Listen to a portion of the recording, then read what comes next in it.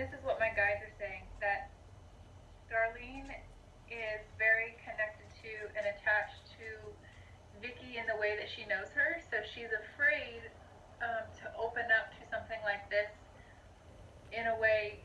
It's like she's afraid that either she won't experience Vickie as she knows Vickie, because I think like that connection to her is, very sacred to her, obviously, very meaningful to her. So I think they're saying that she's afraid to open up and have a session or something like this because she doesn't want her connection or, the way she knows Vickie and feels Vickie to be altered in any way.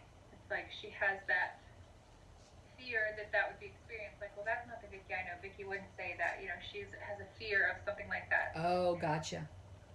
So, and that's okay because that's where she is, and all we can do is just be, hold space for her in that place. But we can definitely connect with Vickie and see what she wants to bring through for Darlene. So I'm going to listen for just a second here, but it seems like she's already, they already line up knowing our intentions Mm-hmm. with the session. So it seems like Vickie passed quickly and unexpected. It seems like she didn't have the chance to say goodbye or the opportunity to say everything she needed to before she passed. She made me feel like it was just very quick and unexpected in the way that she transitioned. But also she's relating this to Darlene, saying that like Darlene,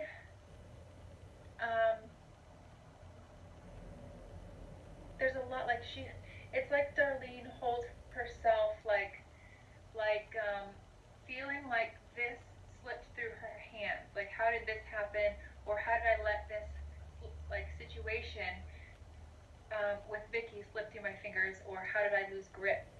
Um, so this is a fancy way of her showing and sharing energetically that Darlene feels responsible or guilty in some way for Vickie's transition, but like she should have done more or could have done more, but ultimately it wasn't in her hands to begin with.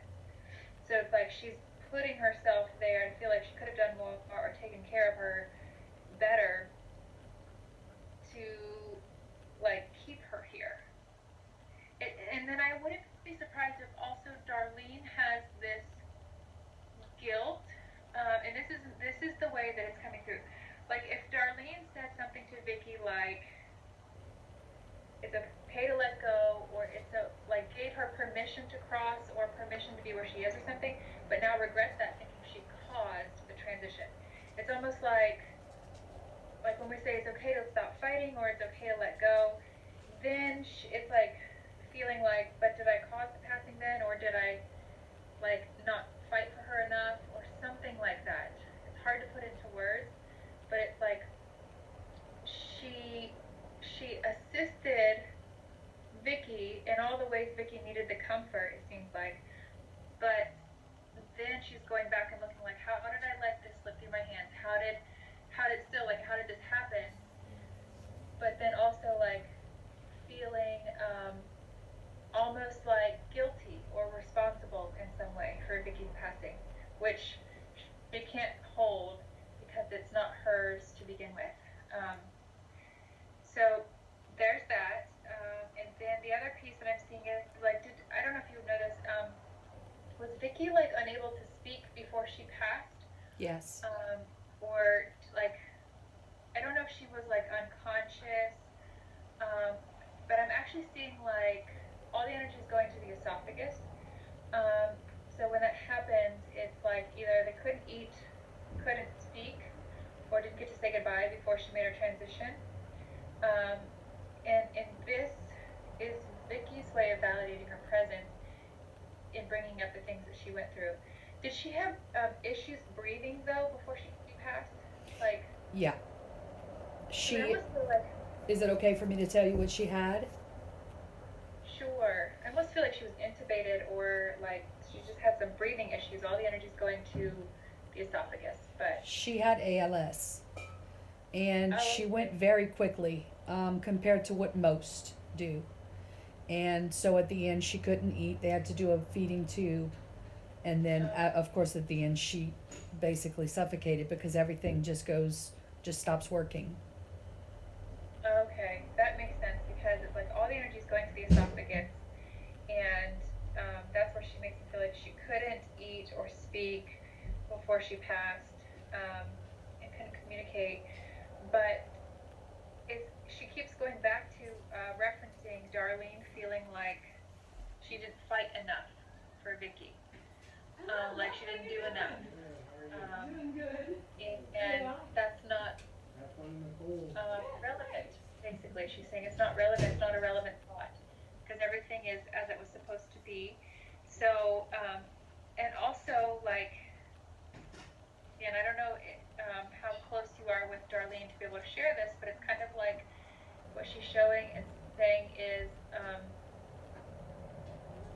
if Darlene gave Vickie permission to let go, help Darlene to understand that that was the greatest gift she could have given Vickie, and not to blame herself and thinking that giving her that permission like caused her passing, instead of, because I think that's the very place where she's going, I should have fought more, I should have had her fight and held on.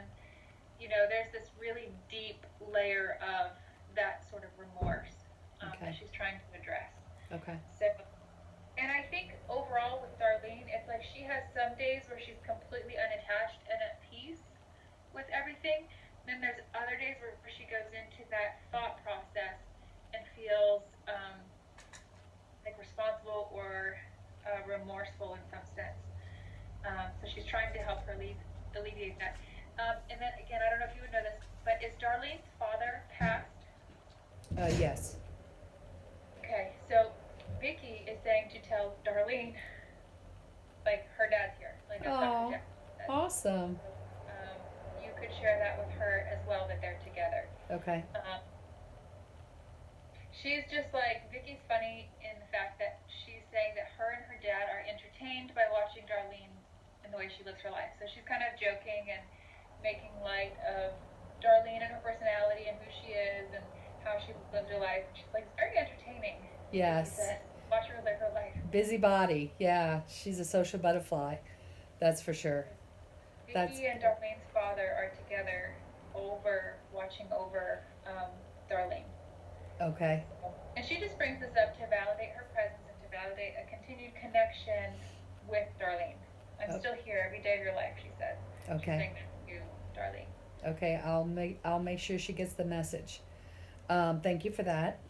Thank You're you, welcome. Vickie. Um, Paul. We spoke about Paul last time. It was just a couple of days after he had passed when we spoke, and the his wife, Darla, the daughter Megan, um, have been struggling with, which I'm sure is not uncommon, but uh, Darlene, I mean, Darlene's still on my mind. Darla had to dig through a whole bunch of stuff, all the financials. Paul took care of all that. Come to find out, there was no life insurance. There was nothing. In fact, she said they're in a mound of debt. And Paul owned his own business, but it was kind of like just fly by night stuff, you know, um, barely making ends meet type of deal. Megan wants to ask her daddy, how does her and her mom deal with the financial struggles that they have now? They're not blaming him. They know that it is what it is, and they have to deal with it. They just need to know. They want a message from him on how to more easily deal with it, or if there's something they should know that they may not Okay, know. so this is Darla and Megan, and they're connecting with Paul. Yes, Paul's the Okay, dad, Darla's the mom, Megan's the daughter. okay. So I have like just the shape of the wavelength correct. I know that sounds really weird, but Okay. just how the connection occurs. I'm going to listen for just a couple seconds here and see what Paul can share. And of course, as you know, each time I channel, I don't remember what we discussed the time before. Right. So he may come through and validate his presence um, once again, just by sharing whatever he wants about himself. He's a high energy person as he comes through. showing like restoration. I need to show like restoration. He's very high energy, very happy soul. He feels as though he had a systemic illness before his passing, like cancer or leukemia or some sort of like infection, something that affected all of him. And I feel like it was it's the feeling of like something came on very quickly or spread quickly. It's like it got out of control before we could control it. Do you see what I mean with that? It's like that's the feeling he's giving me, is like feeling overpowered or overtaken by it before getting it under control. Uh, So it just feels like, it also feels like it took his voice, he says. Like, could he not speak or communicate before he passed also? he had a massive heart attack. Okay, So that makes sense. if he did, yeah, so he couldn't speak right away because he never regained consciousness, and it was sudden. Okay, okay. That seems like, because he's showing like the way that he transitioned, or his illness, his health before his transition